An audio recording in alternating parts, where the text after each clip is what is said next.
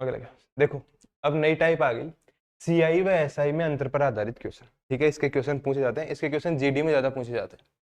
ठीक है, जीडी के जितने भी एग्जाम होते हैं उसमें अक्सर पूछे जाते हैं। एक तो सिंपल सिंपल इंटरेस्ट से पूछा जाता है, नॉर्मल फॉर्मूला बेस कि 5% का इतना इंटरेस्ट कितना हो जाएगा, नॉर्मल 2 साल का 3 साल का, या फिर ये अंतर वाले पूछे जाते हैं जीडी में। ठीक है, तो इन क्वेश्चनों को एक बार ध्यान से देखेंगे। किसी धनराशि पर 4% प्रति वर्ष दर से 2 वर्ष के लिए और 2 वर्ष के लिए साधारण और चक्रवृद्धि ब्याज का अंतर 4 रुपए है, तो वह धनराशि ज्ञात कीजिए। इसने क्या पूछा, देखो मैंने बताया था एसआई और सीआई, 2 साल के लिए इनमें फर्क क्या होता है कि जैसे ये कोई प्रिंसिपल है। ठीक है, तो सिंपल इंटरेस्ट में तो दोनों साल जो इंटरेस्ट आता है वो क्या आता है, बराबर आता है। ठीक है, पर कंपाउंड इंटरेस्ट में क्या होता है, पहले साल तो इंटरेस्ट सेम आया, पर अगले साल इस पे भी इंटरेस्ट बन जाता है और इस पे भी इंटरेस्ट बन जाता है। कोई दिक्कत?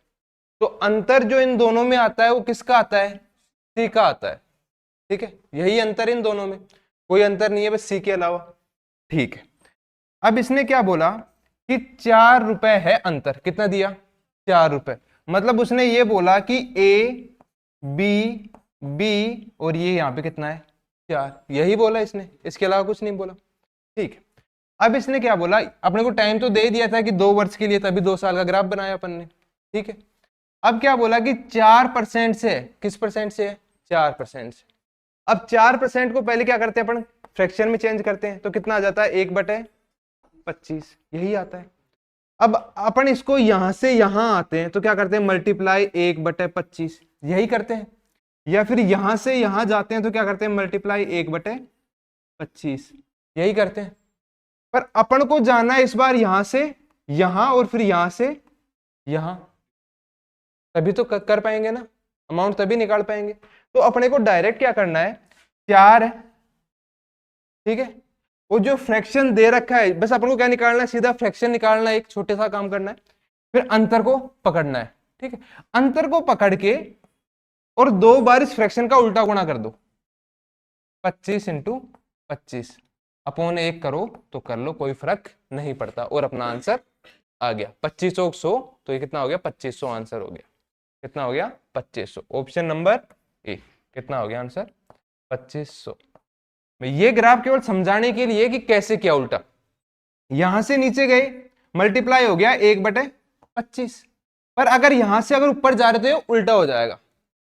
ठीक है, फ्रैक्शन का आंसर सिर्फ ये लिख के निकालना है, ज्यादा कुछ नहीं लिखना, ये केवल समझने के लिए था, लिख लो। पर ये सिर्फ 2 साल के लिए है, 3 साल के लिए अलग तरीका है। चलो अगला क्वेश्चन, किसी धनराशि पर 4% वार्षिक दर से 2 वर्ष के लिए साधारण व चक्रवृद्धि ब्याज का अंतर कितना है, 8 रुपया है। धनराशि क्या होगी, 4% को फ्रैक्शन में चेंज किया, 1/25, अंतर कितना दे रखा है, 8, 8 × 25 × 25, ये कितना हो गया, 200, 25 दूना 50, और ये कितना हो गया, 5000। Option number D. चलो लिखो, यदि 10% प्रति वर्ष की दर से 2 वर्ष के लिए एक निश्चित राशि के चक्रवृद्धि और साधारण ब्याज के बीच 42 रुपए का अंतर है, तो राशि क्या होगी, 2 साल का पूछा है 42, 10% का फ्रैक्शन क्या हो जाएगा, 1/10, तो 42 मल्टीप्लाई 10 मल्टीप्लाई 10 कितना हो गया,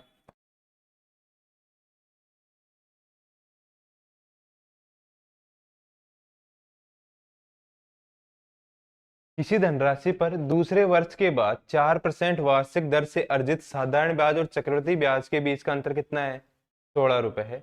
मूलधन क्या है दूसरे वर्ष के बाद, मतलब 2 वर्ष 2 साल का दिया है, सेम क्वेश्चन हो गया। 4% के हिसाब से मतलब 1/25, 16 × 25 × 25, 25 × 150, कितना हो गया, 15, 25 और 15 30, और इससे क्या हो गया 40 × 25, 25 चौक तो ऑप्शन नंबर ए। अगला क्वेश्चन क्या बोल रहा है, 2500 रुपए की राशि 6% प्रति वर्ष की दर से 2 वर्ष के लिए चक्रवृद्धि ब्याज और साधारण ब्याज के बीच का अंतर ज्ञात कीजिए। इसने क्या बोला कि अंतर ज्ञात करो। ठीक है, मतलब ये तो सिंपल सा क्वेश्चन बन गया ना। 2500 रुपए हैं, कितने रुपए हैं? यही रुपए। ये क्या है, परसेंटेज कितना है? 6%। फ्रैक्शन क्या हो गया? 3/50। कोई दिक्कत? अब 2 साल का अपने को इंटरेस्ट निकालना है तो 2 लाइनें खींचेंगे, मल्टीप्लाई कितना हो जाएगा? 2/50, 3/50। कोई दिक्कत? मल्टीप्लाई करूँ 50 और ये कितना हो गया? 150। 50 से कटा ये 2500, 50, 50 × 3 कितना हो गया? 150। और ये भी कितना आ जाएगा? 150। कोई दिक्कत? ये दोनों सेम होता। ठीक, इससे एक लाइन यहाँ पे सी की जाएगी। ठीक है, वो भी कितना कितना होगा? 3/50। कितना आ जाएगा? 9। कैसे आया? 0 से 0, 5 3 15, 3 3 × 3, 3 3 9। अब यह बताओ अंतर क्या है? 9 ही है। सिंपल इंटरेस्ट और कंपाउंड इंटरेस्ट में अंतर क्या होता है? तो आंसर कितना हो जाएगा? अगला क्वेश्चन देखो। किसी निश्चित धनराशि पर 4% की वार्षिक ब्याज दर से 3 वर्ष के लिए चक्रवृद्धि ब्याज साधारण ब्याज के बीच अंतर कितना हो गया? 3.04। अब ये कितने साल का आ गया? 3 साल का। अब ये अलग होगा, ये वैसे तो हो नहीं सकता। अगर मैं डायरेक्ट अगर लगाऊं, दिमाग लगाऊं, देखो एक तो मैं हूं क्वेश्चन को अप्रोच करने की तरीका बताता हूं। A B B B C C C और डी, यही बनता है। बी किससे बनता है? इससे, प्रिंसिपल से। फिर सी बनता है बी से और डी बनता है सी से। ऐसे ही बनता है। अगर मैं डायरेक्ट दिमाग लगाऊं कि अंतर इनके बीच देखो सिंपल इंटरेस्ट में क्या होगा? इंटरेस्ट बी बी बी हर साल सेम। पर कंपाउंड इंटरेस्ट में क्या होगा कि ये ब्याज के ऊपर ब्याज एक्स्ट्रा पड़ गया, यही हो गया। तो मतलब अंतर 3 साल का यही होगा। 3 साल का जो अंतर होगा साधारण ब्याज और मिश्र इसमें चक्रवृद्धि ब्याज में, तो अंतर तो यही होगा। दे कितना रखा अपने को? 3.04। तो मैं दिमाग लगा सकता हूं कि ये लगभग ऐसे रहा होगा 1 1 1 और 0.04। ये दिमाग लगा सकते हैं, अपन सोच सकते हैं, सोच सकते हैं ना। पर ये तो क्योंकि 3.04 था अपन ने सोच लिया, क्या पता ऐसा ना पड़े। ये तो अप्रोच करने का तरीका है, डायरेक्ट आंसर कैसे लिख सकते हैं। ठीक, पर अब इसको करने का तरीका क्या है कि देखो हमेशा किसको पकड़ लो? इसको पकड़ लो, परसेंटेज को पकड़ा और इसको क्या कर लिया? फ्रैक्शन में चेंज। कितना हो गया? 1/25 हो गया। अब जो नीचे जो ये क्या है? प्रिंसिपल है। प्रिंसिपल कितने साल का है? 1 साल। अपने को पूछा कितने साल का है? 3 साल का। तो 25 को 3 बार क्या कर लेंगे? मल्टीप्लाई कर लेंगे। जितने साल का हो उतने बार क्या कर लेंगे? और इसको क्या मान लेंगे? प्रिंसिपल। क्या मान लेंगे? किसी को कोई दिक्कत? ये क्यों माना अपन ने? क्योंकि अपने को इतनी आसानी हो जाएगी इसको लेके चलने पे कि काटने की कहीं जरूरत ही नहीं पड़ेगी। ठीक है, देखो कैसे। अब मेरे को निकालना है 3 साल का। 3 साल का मैं निकाल लेता हूं। ठीक, 3 साल का निकालने के लिए क्या करेंगे? 1/25। तो कितना आ गया? 625।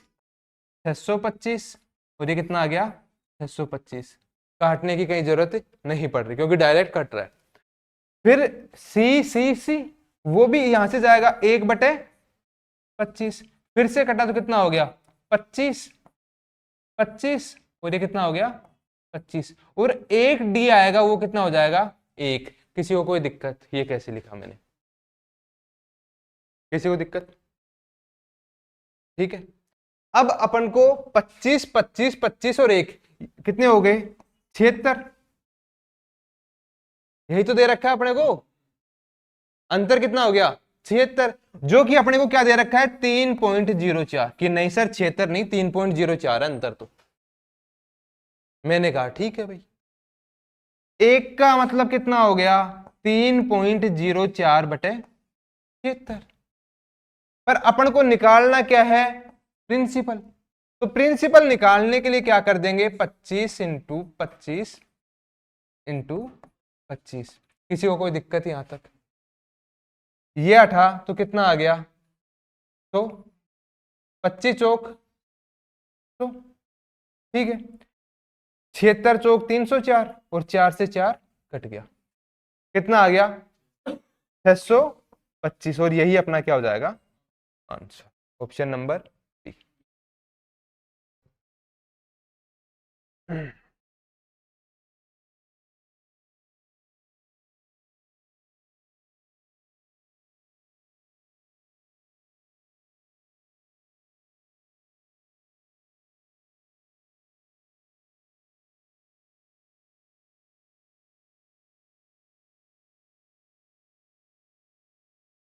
क्वेश्चन दिख रहा है?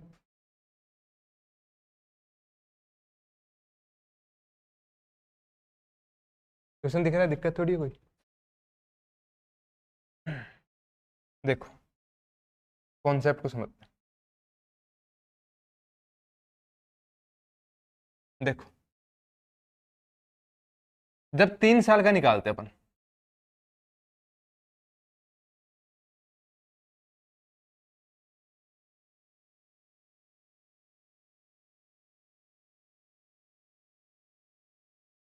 देखो जब 3 साल का निकालते हैं अपन, 3 साल का, ठीक है, तो क्या होता है, जैसे कोई प्रिंसिपल है, ठीक है, प्रिंसिपल है, अब पहले मैंने निकाली पहली साल की, आ गया ए, चक्रवृद्धि ब्याज देख रहे हैं, फिर उसके बाद अपन गए दूसरी साल में, दूसरी साल में जाएंगे, मतलब इस पे लगा क्या ब्याज, लगा प्रिंसिपल पे ब्याज, पर चक्रवृद्धि ब्याज में क्या होता है कि ब्याज के ऊपर भी क्या लगता है ब्याज, मतलब इस ए पे भी लगा होगा ब्याज, लगा होगा, कोई दिक्कत?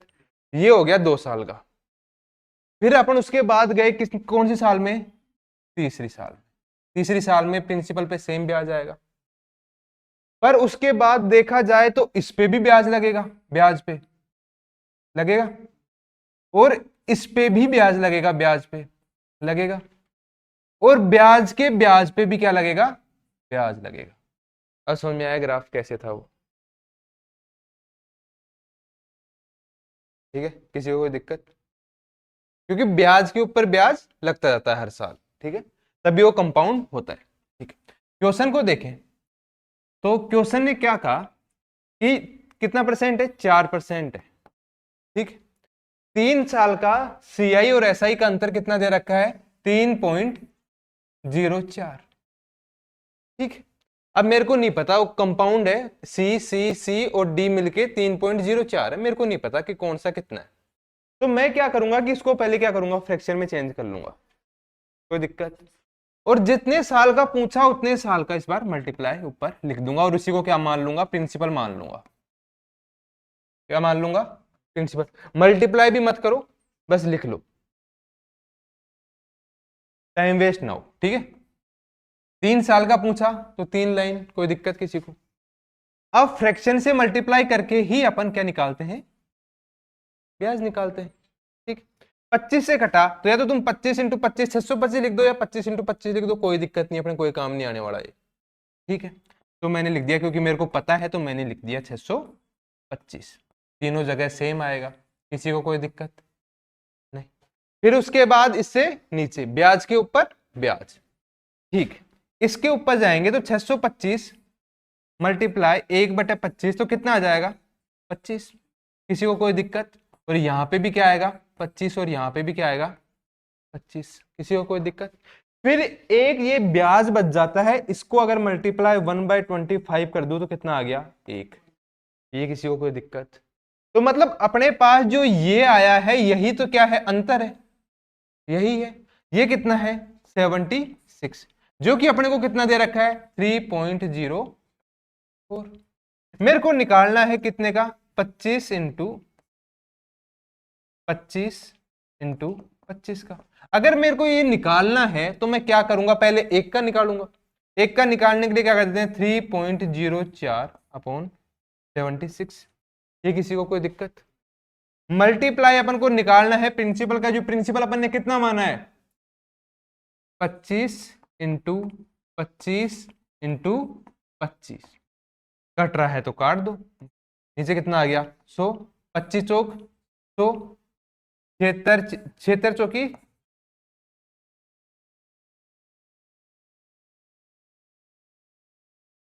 क्या रहेगा?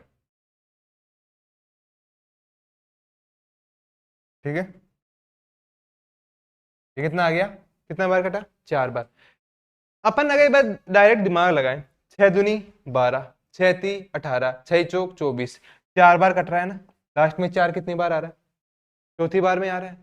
लास्ट की डिजिट देख सकते हैं अपन भाई, जल्दी करने के लिए लास्ट की डिजिट देख सकते हैं। 4 बार कटा और 4 से क्या कट गया? 4। कितना बच गया? तो कितना हो गया? 625। यही अपना क्या हो जाता है? आंसर।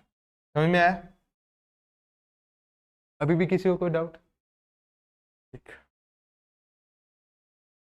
अगला क्वेश्चन देखो। 10,000 रुपए की राशि पर 3% वार्षिक ब्याज की दर से 3 वर्ष के लिए चक्रवृद्धि ब्याज और साधारण ब्याज का अंतर ज्ञात। इसे तो अंतर पूछा है, मतलब सिंपल तरीके से पूछा है। निकाल लो ब्याज, निकाल लो। ब्याज कैसे निकालेंगे? बहुत सिंपल तरीके से इसने पूछ लिया। कैसे पूछा देखो इधर। 10,000 रुपए कितने हैं? कितने हैं भाई? 10,000। 10,000 ये, ठीक है।